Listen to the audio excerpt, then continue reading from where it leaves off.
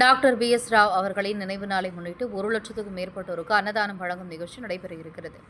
ஸ்ரீ சைதன்யா பள்ளியின் முன்னாள் நிறுவன தலைவருமான டாக்டர் பி.எஸ். ராவ் அவர்களின் நினைவு நாளை முன்னிட்டு திருவண்ணாமலை அருணாச்சலேஸ்வரர் மற்றும் உண்ணாமலையம்மன் கோவில் வளாகத்தில் ஸ்ரீ சைதன்யா பள்ளி நிறுவனர் டாக்டர் ஜான்சி லட்சுமிபாய் அவர்களின் தலைமையில் 20 மற்றும் 21 ஜூலை 2024 குரு பூர்ணிமா தினத்தன்று அன்னதானம் வழங்கும் நிகழ்ச்சி தொடங்கப்பட்டது.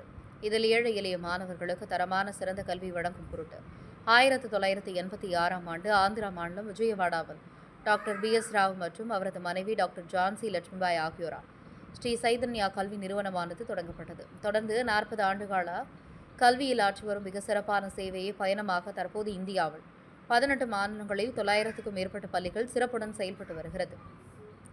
ஸ்ரீ சைதன்யா கல்வி நிறுவனமானது அனைத்து துறைகளிலும் மாணவர்களை முதன்மையானவர்களாகவும் வெற்றியாளர்களாகவும் உருவாக்கிவிடும் வகையில் சிறப்புடன் செயல்பட்டு வருகிறது.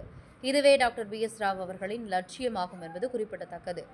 இந்த மாபெரும் அன்னதானம் 2024ஆம் ஆண்டு பத்ரபத பூர்ணிமா, மகாலய அமாவாசை, சரத பூர்ணிமா, கார்த்திகை பூர்ணிமா, கார்த்திகை தீபம், மகா பூர்ணிமா, 2024ஆம் ஆண்டு சித்ரா பூர்ணிமா, ஜேஷ்டா பூர்ணிமா இந்த விசேஷ நாட்களில் பக்தர்களுக்கும் பொதுமக்களுக்கும் அன்னதானம் தொடர்ந்து நடைபெற்று வருகிறது.